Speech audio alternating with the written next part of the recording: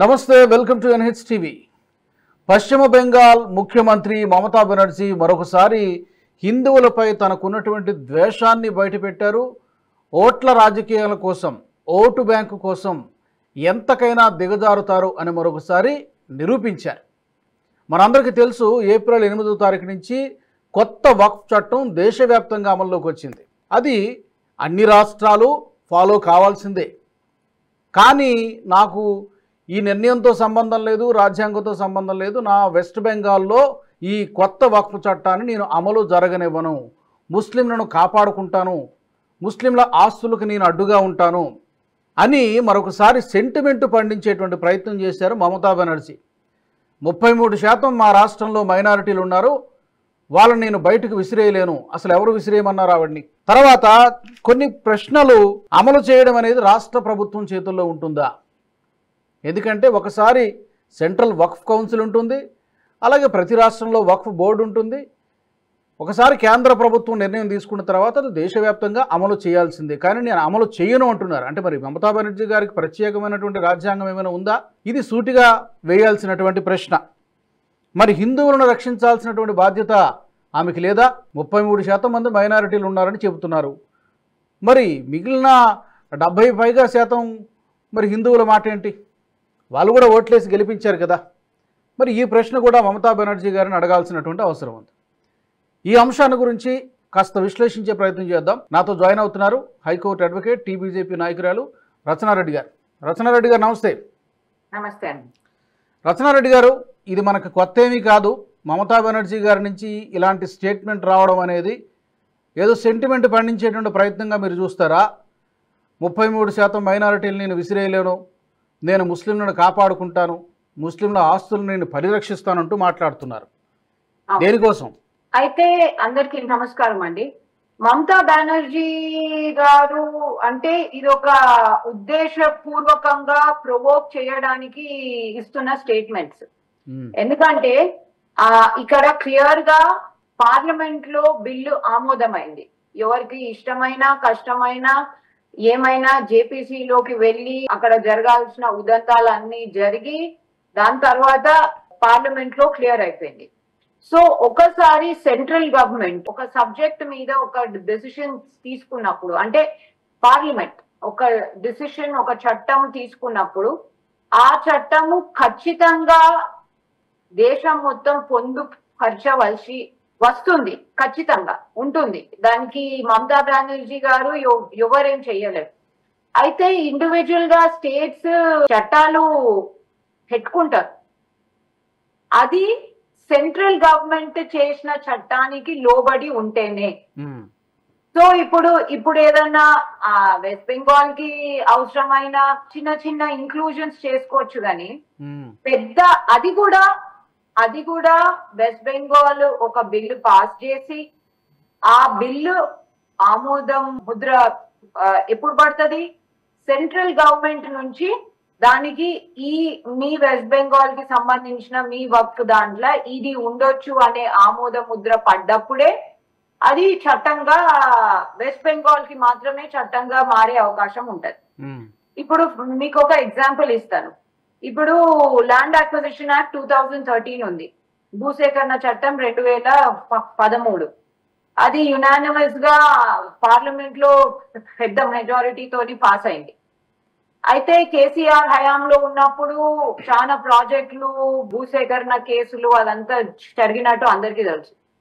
దాంట్లో కేసీఆర్ ఏం చేసిండు, అతని తెలంగాణ కోసం అని చెప్పి భూసేకరణ చట్టంలో చిన్న ఇంక్లూజన్స్ చేసాడు.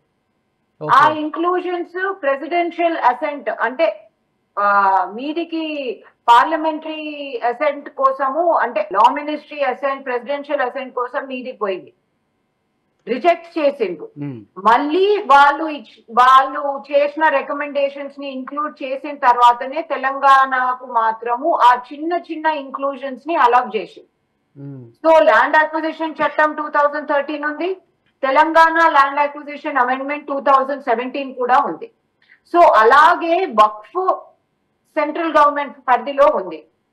సో వెస్ట్ బెంగాల్ కో వక్ఫ్ చట్టం, తెలంగాణకో వక్ఫ్ చట్టం, ఇంకో దానికి ఇంకో వక్ఫ్ చట్టం అంటే పార్లమెంట్ అక్కడ కూర్చొని ఇన్ని రోజుల తరబడి, ఇన్ని గంటల తరబడి దాన్ని డిబేట్ చేసి డిస్కస్ చేసుకొని తిట్టుకొని కొట్టుకొని ఇదంతా నాటకీయ పరిణామాలు అవసరమే లేదు. సో పార్లమెంట్ ఒకసారి ఏ లిస్టులో అంటే కాన్స్టిట్యూషనలీ కొన్ని సెంట్రల్ గవర్నమెంట్ పరిధిలోనే ఉంటాయి. సో కన్కరెంట్ గా సెంట్రల్ స్టేట్ లో ఉండే కన్కరెంట్ లిస్ట్ లో స్టేట్ గవర్నమెంట్ ఎంతవరకు ఆ కన్కరెంట్ లిస్ట్ లో వాళ్ళ చట్టాలు వాళ్ళు చేసుకోవచ్చు, అది సెంట్రల్ గవర్నమెంట్ దాటకుండా ఉండేటప్పుడే. సో ఇక్కడ మమతా బెనర్జీ పాపులిస్ట్ స్పీచ్ ఇచ్చింది. పాపులర్ స్పీచ్ అంటే మనుషులకు తెలియదు, మనుషులు పట్టించుకోరు, జస్ట్ నేను ఇట్లా చెప్పేస్తాను వెళ్ళిపోతాను, ఇక మనుషులు ఏమనుకుంటే అదనుకుంటారు, వాళ్ళు నన్ను ఇన్వెస్టిగేట్ చెయ్యరు అని అంటుంటుంది. కానీ ఈ రోజున ముస్లిం సామాజిక వర్గంలోనే కొంత రియలైజేషను, కొంత మార్పు వచ్చింది. స్వతహాగా ఈ బిల్లు పాస్ అయిపోయిన తర్వాత రోడ్ల మీదకి వచ్చి స్వచ్ఛందంగా తమ మద్దతు తెలిపారు.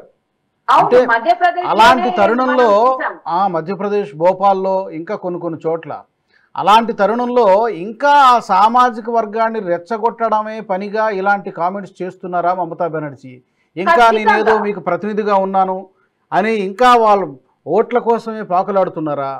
ఆ సామాజిక వర్గాన్ని ఇంకా రెచ్చగొట్టి ఇంకా వాళ్ళ అజ్ఞానంలో ఉండిపోవాలి, ఆ మత్తులోంచి బయటకు రాకూడదనేటువంటి ప్రయత్నం చేస్తున్నారా? ఖచ్చితంగానండి. మమతా బెనర్జీ పాలిటిక్సే అలాంటి పాలిటిక్స్. ఆమె పాలిటిక్స్ నేర్చుకుందే కాంగ్రెస్ పార్టీ నుంచి.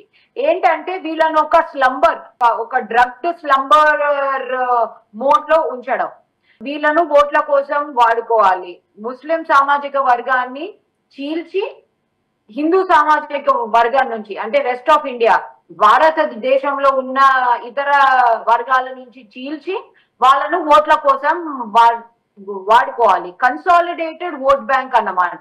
This consolidated vote bank works for Trinamool Congress, works for Congress party.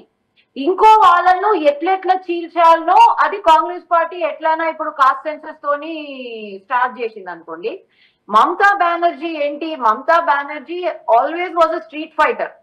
ఆమె ఒక హుందాగా ఒక పాలసీ మేకరో అడ్మినిస్ట్రేటరో కాదు.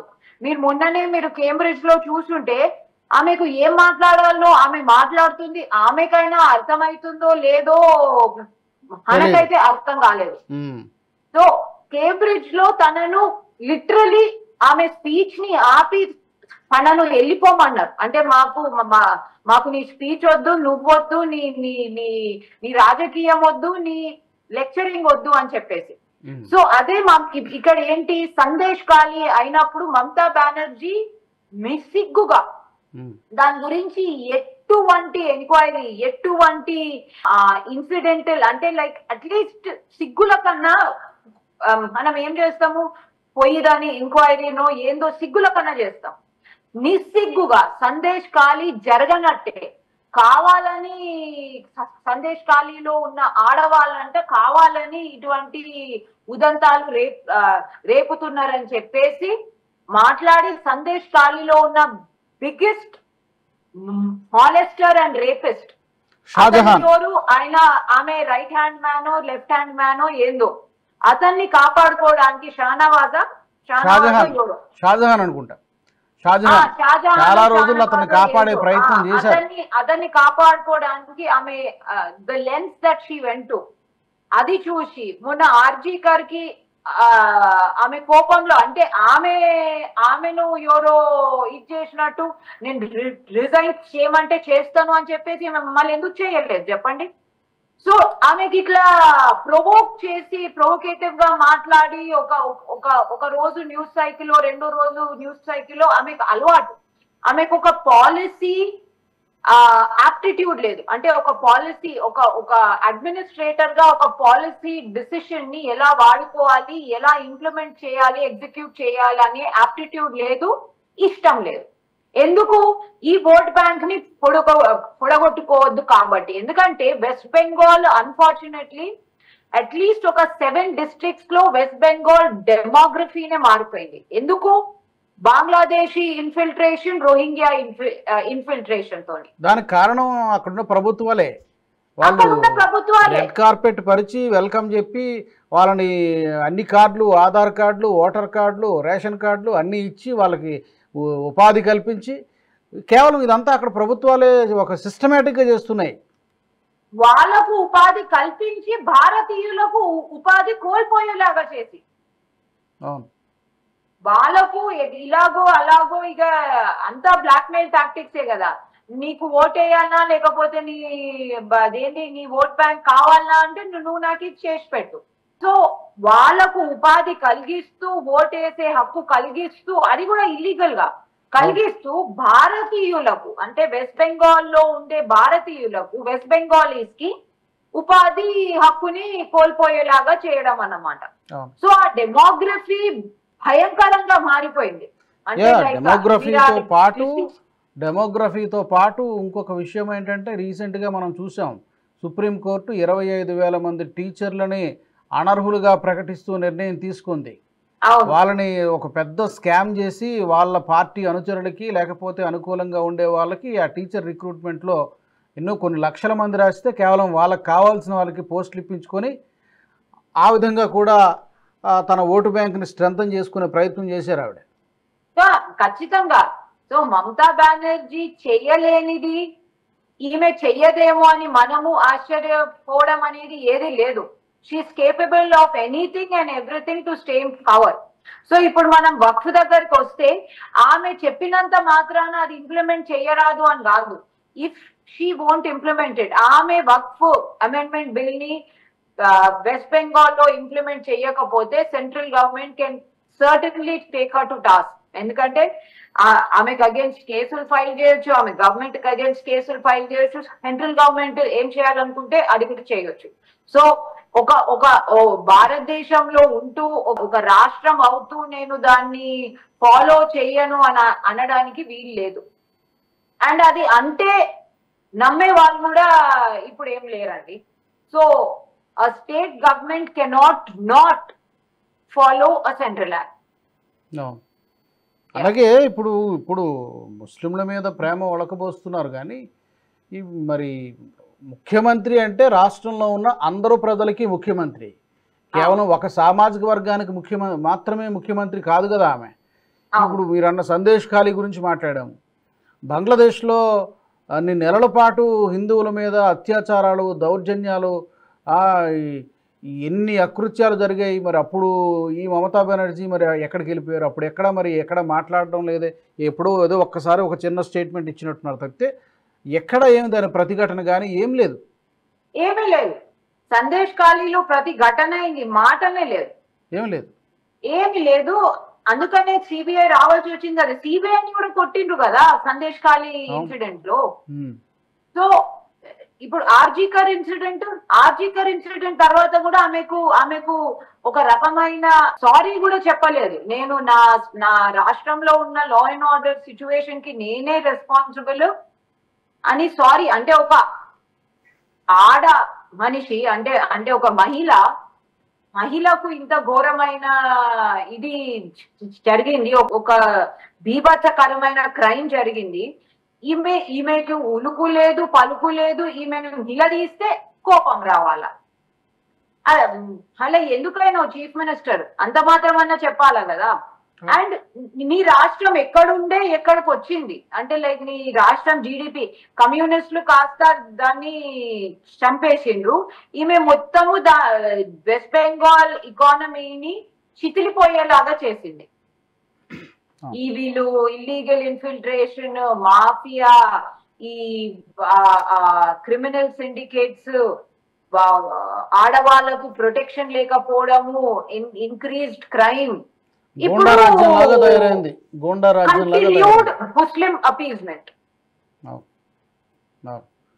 ఆమెకు అంత ఇష్టమైతే ఆమె గీములు ఇంకేమన్నా ఉంటే అవి రాసియొచ్చు కదా.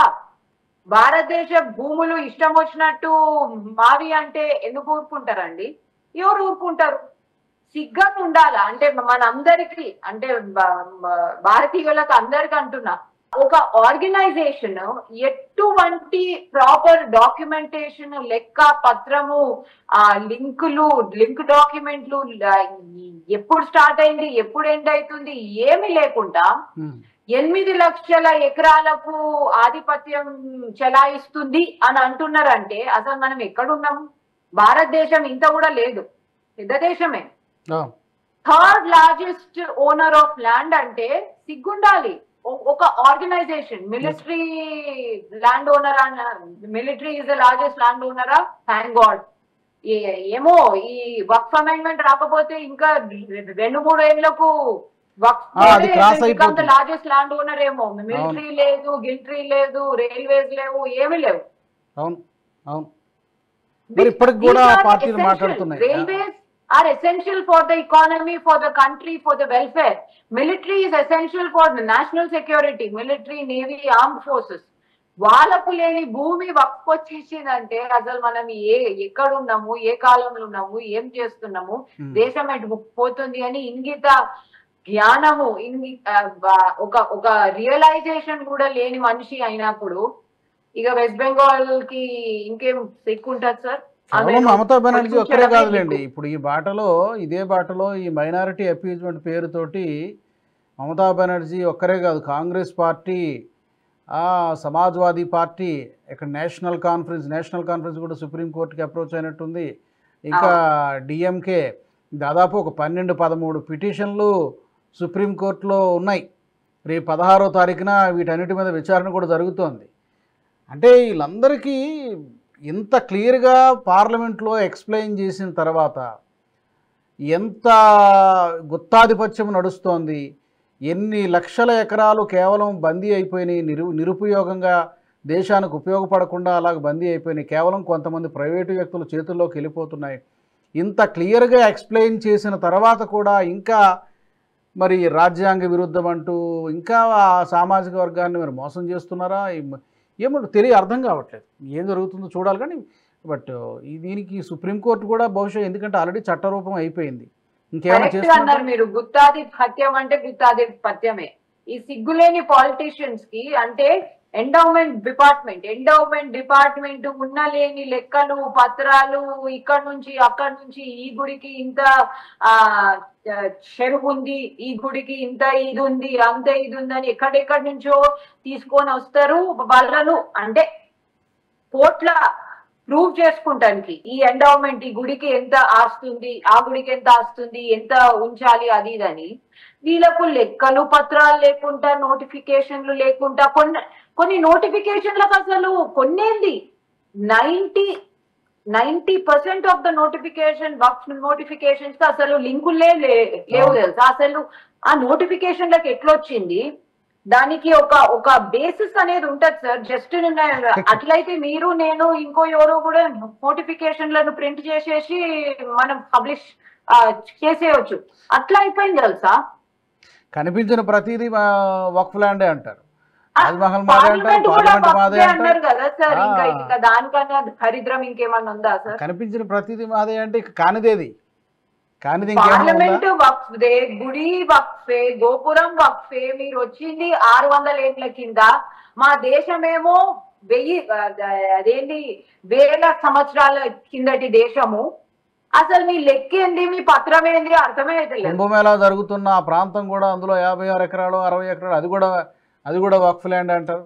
ఇక ఏది కాదు అన్ని మొత్తం వక్ఫ్ పరిధిలోకి వచ్చేస్తాయని చెప్పి నేను అదే అంటున్నా కదా సార్. భారతదేశమేమో వేల సంవత్సరాల హిస్టరీ ఉన్న దేశము. అసలు చట్టం ఎప్పుడు వచ్చింది? స్టార్ట్ అయింది 600-700 ఏళ్ల కింద. 600-700 ఏళ్ల కింద ఉన్న ఇన్వేజన్ ఎక్కడ? భారతదేశం ఎప్పటి నుంచి ఉంది? లాజిక్ లేకుండా మాట్లాడుతున్నారు. నేను భారతదేశం మొత్తం నాదంటే ఇట్స్ స్కేరీ. భయపడాలి, మనము భయపడాలి, మనని మనం కాపాడుకోవాలి ఏది ఏమైనా. లేకపోతే ఇట్లనే వదిలేస్తే ఇక వద్దులే, కష్టం. చూద్దాం మరి మమతా బెనర్జీ గారి మాటల్ని ఇంకా పశ్చిమ బెంగాల్ ప్రజలు నమ్మేటువంటి పరిస్థితిలో ఉన్నారా లేకపోతే ఏదో ప్రయత్నం చేస్తున్నారా, ఆ అపీజ్మెంట్ కోసం ఇంకా వాళ్ళని శాంతింపజేయడానికి ఏమైనా ప్రయత్నం చేస్తున్నారా, ఆ 33% ఓటు బ్యాంక్ ఏమైపోతుందో అనేటువంటి భయంతో, ఫ్రస్ట్రేషన్తో ఇలాంటి కామెంట్స్ చేస్తున్నారా అని, ఇంకా నేను ఉన్నాను వాళ్ళకి, నేను ఆదుకుంటాను వాళ్ళని, వాళ్ళ ఆస్తుల్ని కాపాడుతా, పరిరక్షిస్తా ఇలాంటి కామెంట్లు ఎందుకు చేస్తున్నారు అనేది ఆవిడకే తెలియాలి. చూద్దాం రాబోయే రోజుల్లో ఏం జరుగుతుందో. అమలు చేయకపోతే మరి కేంద్ర ప్రభుత్వం కూడా ఊరుకుంటుందా? కేంద్ర ప్రభుత్వం కూడా తప్పకుండా చేయాల్సిందే. థ్యాంక్ యూ వెరీ మచ్ రచన రెడ్డి గారు, ధన్యవాదాలు. Thank you. మరి మా ప్రేక్షకులను కూడా అడుగుతున్నా, ఈ అంశానికి సంబంధించి మీ అభిప్రాయాల్ని కామెంట్ల రూపంలో తప్పకుండా తెలియజేయండి. మమతా బెనర్జీ గారి కామెంట్స్ని ఏ కోణంలో చూస్తారు, ఇంకా ఎందుకు ఇలాంటి కామెంట్ చేస్తున్నారు, చట్టరూపం అయిపోయిన తర్వాత కూడా ఇంకా ఎందుకు ఇలాంటి కామెంట్స్ చేస్తున్నారు, ఒక సామాజిక వర్గాన్ని రెచ్చగొట్టడం కోసమా, ఏ ఉద్దేశంతో చేస్తున్నారు? కామెంట్ రూపంలో తప్పకుండా తెలియజేయండి. NHTV అలాగే నేషనలిస్ట్ హబ్ గ్రూప్ ఆఫ్ ఛానల్స్ని సబ్స్క్రైబ్ చేసుకోండి. జాతీయవాద జర్నలిజాన్ని ప్రోత్సహించండి. జై హింద్. ఈ వీడియో మీకు నచ్చినట్టయితే లైక్ చేయండి, 10 మందికి షేర్ చేయండి. అలాగే కామెంట్ల రూపంలో మీ అభిప్రాయాలను మాతో పంచుకోండి. Nationalist hub group of channels ను సబ్స్క్రైబ్ చేసుకుని తెలుగునాట జాతీయవాద జర్నలిజాన్ని ప్రోత్సహించండి. ఈ వీడియో కింద ఉన్న బెల్ ఐకాన్ పై క్లిక్ చేయడం మర్చిపోవద్దు.